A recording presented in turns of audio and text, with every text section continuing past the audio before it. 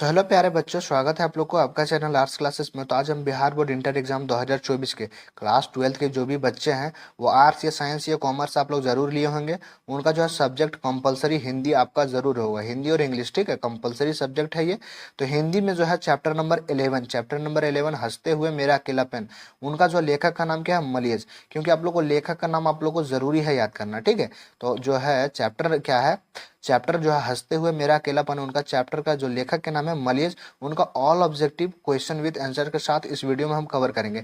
यानी जो chapter number 11 है उनका जो टोटल ऑब्जेक्टिव यानी चैप्टर से सारा का सारा जो निचोड़ ऑब्जेक्टिव हम इस वीडियो में कवर करेंगे, ठीक है। तो वीडियो को अंत तक देखना और सारा ऑब्जेक्टिव को आप लोग को याद करके जाना है, क्योंकि एग्जाम में आने की चांसेस ये चैप्टर वाइज ऑब्जेक्टिव 100% रहता है, ठीक है। तो चलिए पहला क्वेश्चन देखेंगे बच्चों। चलिए पहला क्वेश्चन देखेंगे क्या है। पहला क्वेश्चन जो है 2023 के फाइनल एग्जाम में ये क्वेश्चन पूछा गया था। तो पहला क्वेश्चन क्या है? आदमी यथार्थ को जीता ही नहीं, यथार्थ को रचता भी है। यानी जो आदमी है यथार्थ को जीता नहीं है बल्कि यथार्थ को रचता भी है। यह कथन किस लेखक की है? यानी यह कथन जो है बोला गया वो किस लेखक की है? यानी option number A correct answer हो जाएगा मलियज की। यानी हंसते हुए मेरा अकेलापन में जो है ये लाइन बोला गया, ठीक है। आदमी यथार्थ को जीता ही नहीं, यथार्थ को रचता भी है, ठीक है। ये कथन जो है हंसते हुए मेरा अकेलापन में, और किसने बोला था? तो मलियज जी ने। यानी option number A correct answer लगाएंगे। चलिए 2 नंबर क्वेश्चन की ओर बढ़ेंगे बच्चों। 2 नंबर क्वेश्चन है, यथार्थ के इस लेन देन का नाम ही संसार है। यानी यथार्थ के इस लेन देन का नाम ही संसार है। यह पंक्ति जो है, यह लाइन जो है किसके द्वारा लिखी गई? तो option number B correct answer हो जाएगा मलियज, ठीक है। यही चैप्टर में जो है ये लाइन बोला गया है। तो इसका करेक्ट आंसर क्या हो जाएगा? ऑप्शन नंबर बी हो जाएगा मलियज। चलिए 3rd नंबर क्वेश्चन देखेंगे बच्चों। 3rd नंबर क्वेश्चन है, मलियज की रचना नहीं है। यानी मलियज की रचना नहीं है, इनका करेक्ट आंसर हो जाएगा इनमें से कोई नहीं, ठीक है। इनकी रचना जो है ना आने वाला कल, सदियों का संताप, और क्या है? बकलम खुद, ठीक है। यह है मलियज जी की रचना है, ठीक है। तो क्या बोला गया है? मलियज जी की रचना नहीं है, तो इनमें से कोई नहीं, यानी option number D correct answer लगाएंगे। चलिए अगला 4 नंबर क्वेश्चन देखेंगे बच्चों। 4 नंबर क्वेश्चन है, 2018 का फाइनल एग्जाम में ये क्वेश्चन पूछा गया था। हंसते हुए मेरा अकेलापन के लेखक कौन है? देखिए काफी महत्वपूर्ण क्वेश्चन है, इजी क्वेश्चन बोल सकते हैं। वीडियो को स्टार्ट में ही आप लोग को बता दिया कि हंसते हुए मेरा अकेलापन के लेखक का नाम क्या है? तो मलियज, यानी option number B correct answer लगाएंगे मलियज, ठीक है। तो चलिए अगला क्वेश्चन देखेंगे बच्चों। अगला क्वेश्चन काफी महत्वपूर्ण क्वेश्चन है। ये क्वेश्चन जो है अभी एक बार भी एग्जाम में नहीं पूछा है, यानी कि ये क्वेश्चन पूछ सकता है। आपको क्वेश्चन सिर्फ जस्ट घुमा दिया है। मलियज की कौन सी रचना है? तो क्या हो जाएगा? Option number D correct answer हो जाएगा, हंसते हुए मेरा अकेलापन। यानी क्वेश्चन को सेम घुमा दिया, हंसते हुए मेरा अकेलापन का लेखक का नाम क्या है? तो मलियज। अब मलियज की कौन सी रचना है? तो वही सेम क्या क्वेश्चन होगा, आंसर हो जाएगा हंसते हुए मेरा अकेलापन, यानी option number D correct answer लगाएंगे। चलिए बच्चों 6 नंबर क्वेश्चन देखेंगे। 6 नंबर क्वेश्चन है, मलियज का जन्म कहाँ हुआ था? यानी जो मलियज है उनका जन्म कहाँ हुआ था? तो option number C correct answer हो जाएगा, आजमगढ़ में। कहाँ हुआ था? तो मलियज लेखक का जन्म कहाँ हुआ था? तो आजमगढ़ में। चलिए 7 नंबर क्वेश्चन देखेंगे बच्चों। देखिए आप लोग जो है चैप्टर के लेखक के नाम और चैप्टर के जन्म स्थान और चैप्टर के लेखक के जन्म तिथि आप लोग को याद कर लेना कंपलसरी है, क्योंकि ये 3 क्वेश्चन जो है ना एग्जाम में 100% पूछता है। कोई भी चैप्टर के लेखक का नाम पूछ देगा, या उनके जन्म तिथि पूछ देगा, या उनके मतलब गांव के नाम पूछ देगा, ठीक है। तो ये 100% एग्जाम में पूछता है। तो आप लोग जो है ये तीनों जो है ना कंपलसरी याद कर लेना। हम एक वीडियो जो है अलग से साइड से पूरा चैप्टर के लेखक के नाम और उनके जन्म तिथि और उनके गांव का नाम, घर का नाम, सारा हम जो लेके आएंगे डिटेल वीडियो। तो वीडियो का जो है डिस्क्रिप्शन में लिंक डाल देंगे, आप लोग जो है ना वीडियो को पूरा देख लेना है, ठीक है। तो जो है कि एक भी क्वेश्चन आपको नहीं छूटेगा। चलिए 7 नंबर क्वेश्चन देखेंगे बच्चों। 7 नंबर क्वेश्चन है, मलियज ने किस मंत्रालय में नौकरी की थी? यानी जो मलियज लेखक है वो किस मंत्रालय में नौकरी किए थे? तो option number A correct answer हो जाएगा, कृषि मंत्रालय में, ठीक है। Option number A right answer हो जाएगा। चलिए 8 नंबर क्वेश्चन देखेंगे बच्चों। 8 नंबर क्वेश्चन है, मलियज के पिता का क्या नाम है? यानी मलियज के पिताजी का नाम क्या है? तो option number B correct answer हो जाएगा, त्रिलोकी नाथ वर्मा, ठीक है। यानी Triloki Nath Verma, option number B correct answer लगाएंगे।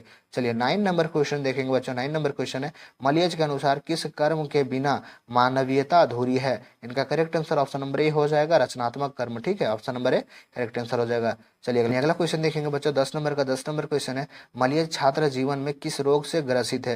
यानी किस रोग से जो है ग्रसित है? तो option number C correct answer हो जाएगा, क्षय रोग, ठीक है।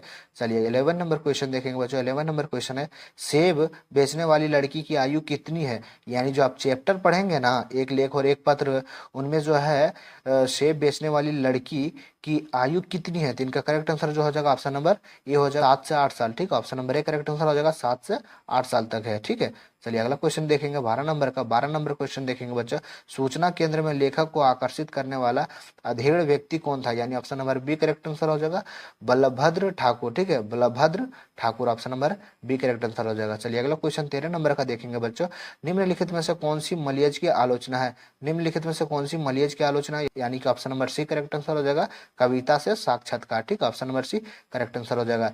चलिए अगला क्वेश्चन देखेंगे बच्चों, अगला क्वेश्चन 14 नंबर का है, पेड़ किस लिए काटे जा रहे हैं, यानी जो है चैप्टर में लाइन बोला गया है पेड़ किस लिए काटे जा रहे हैं, तो option number B correct answer हो जाएगा ईंधन के लिए। आप लोग जो है चैप्टर पढ़ेंगे ना, पूरा चैप्टर का कहानी पढ़ेंगे डिटेल से, तो हर ऑब्जेक्टिव जो है आपको तुरंत याद आ जाएगा।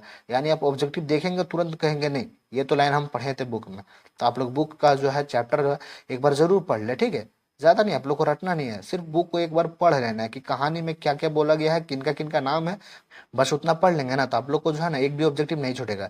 हाँ, बस थोड़ा रटना नहीं, उनको रटेंगे तो फिर याद नहीं होगा, भूल जाएंगे। आप लोग सिर्फ कहानी को पढ़ के याद कर लेना है बस, और ऑब्जेक्टिव देखेंगे तो सारा सारा ऑब्जेक्टिव याद आ जाएगा। चलिए देखेंगे अगला क्वेश्चन 15 नंबर का। 15 नंबर क्वेश्चन देखेंगे, कौन सी रचना मलियस जी की है, यानी सेम क्वेश्चन है, कौन सी रचना जो है मलियस जी की है, तो option number C correct answer हो जाएगा जख्म पर फूल। ठीक है, जख्म पर फूल जो है मलियस जी की रचना है। चलिए 16 नंबर क्वेश्चन देखेंगे बच्चों। 16 नंबर क्वेश्चन है, मलियस ने जख्म पर फूल नामक कविता कब लिखी थी, यानी जो है जख्म पर फूल वो मलियस जी है वो कविता कब लिखी थी, तो option number B correct answer हो जाएगा 1971 ईस्वी में, यानी 1971 में लिखी थी। ठीक है, चलिए अगला क्वेश्चन की ओर बढ़ेंगे। अगला 17 नंबर क्वेश्चन देखेंगे बच्चों। 17 नंबर क्वेश्चन है, मलियस की माँ का नाम क्या है, यानी मलियस जी की माँ का नाम क्या है, तो option number A correct answer हो जाएगा प्रभावती। ठीक है, option number A correct answer हो जाएगा। चलिए 18 नंबर क्वेश्चन देखेंगे बच्चों। 18 नंबर क्वेश्चन है, मलियस ने एमए किस विश्वविद्यालय से किया था, यानी मलियस जो है एमए किस विश्वविद्यालय से किया था, तो option number C correct answer हो जाएगा इलाहाबाद विश्वविद्यालय से। ठीक है, option number C correct answer हो जाएगा। चलिए 19 नंबर क्वेश्चन देखेंगे बच्चों। 19 नंबर क्वेश्चन है, सुरक्षा कहाँ हो सकती है, यानी सेफ कहाँ हो सकती है सुरक्षा, तो option number D correct answer हो जाएगा चुनौती को झेलने में। ठीक है, option number D correct answer हो जाएगा। इसलिए ना बोले आप लोग को कि कविता पढ़ लेंगे ना कहानी तो आपको है ना एक एक पॉइंट समझ आ जाएगा। आप लोग कहानी पढ़े होते ना तो 100% आप लोग को समझ आ गया होगा कि सुरक्षा कहाँ हो सकती है, तो चुनौती को झेलने में। ठीक, option number D correct answer लगाएंगे। चलिए अगला क्वेश्चन देखेंगे बच्चों 20 नंबर का, रचने और भोगने का रिश्ता कैसा होता है, यानी रचने और भोगने का रिश्ता कैसा होता है, तो option number A correct answer हो जाएगा द्वैधात्मक। ठीक, option number A correct answer हो जाएगा। चलिए अगला क्वेश्चन देखेंगे। अगला क्वेश्चन देखेंगे बच्चों, हंसते हुए मेरा अकेलापन के लेखक कौन है, यानी हंसते हुए मेरा अकेलापन के लेखक कौन है, तो option number B correct answer हो जाएगा मलियस। ठीक, option number B correct answer हो जाएगा।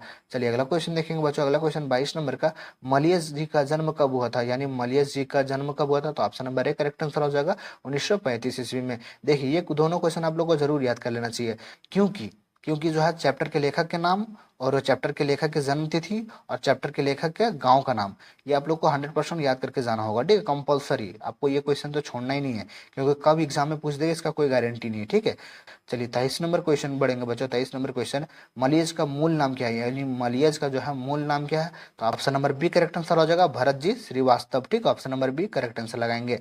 चलिए अगला क्वेश्चन फिर बढ़ेंगे 24 नंबर का बच्चों।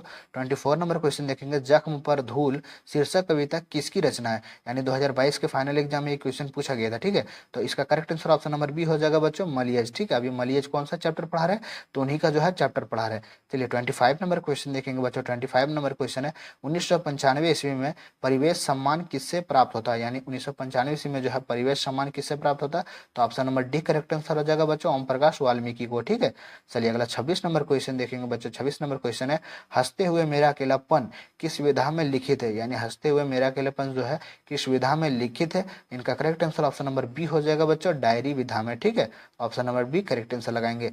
चलिए 27 नंबर क्वेश्चन देखेंगे बच्चों। 27 नंबर का क्वेश्चन क्या है, हर आदमी उस संसार को रचता है जिसमें वह जीता है और भोगता है, यह कथन किसका, यानी यह लाइन जो बोला गया उन किन का है, अभी हम कौन सा चैप्टर पढ़ा रहे हैं बच्चों, तो उन्हीं का है। क्या है, option number C correct answer हो जाएगा मलियस का। ठीक है, option number C correct answer हो जाएगा।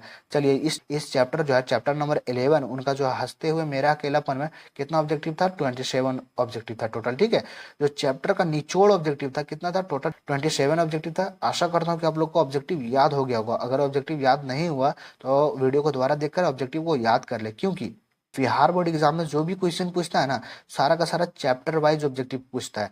कि कुछ देखिए 50 क्वेश्चन तो आपको व्याकरण से रहेगा, 50 क्वेश्चन जो है आपको बुक से रहेगा, तो पूरा 50 क्वेश्चन जो है कहाँ से उठाएगा, तो टोटल कितना 26 चैप्टर है, तो हर चैप्टर से जो है 2-2 क्वेश्चन 3-3 क्वेश्चन तो जरूर उठाएगा। ठीक है, तो आप लोग जो है पूरा एकदम याद करके जाए, चैप्टर वाइज ऑब्जेक्टिव आप लोग याद कर लेंगे ना, तो एक भी ऑब्जेक्टिव नहीं छूटेगा। तो पूरा का पूरा तो आप लोग बुक से ही ऑब्जेक्टिव लगा देंगे, यानी 50 ऑब्जेक्टिव तो बुक से लगा देंगे, व्याकरण को टच भी नहीं करेंगे तो चलेगा, क्योंकि आप लोग को अगर बुक का ऑब्जेक्टिव मालूम रहेगा तो पूरा 50 यही रंग लेना है, फिर व्याकरण को छोड़ देना है, क्योंकि व्याकरण थोड़ा टफ होता है। ठीक है, किसी को इजी लगता है, किसी को टफ लगता है, कहीं कहीं थोड़ा इजी रहता है, ऐसा नहीं कि, और कुछ कुछ टफ रहता है, तो आप लोग वो टफ वाला को छोड़ देना है और इजी वाले को रंग देना है। ठीक है, पहले इजी वाले को पकड़ना है, उसके बाद टफ वाले को ही देखना है। ठीक है, तो सारा का सारा ऑब्जेक्टिव आप लोग लगा के आना है 50 में 50।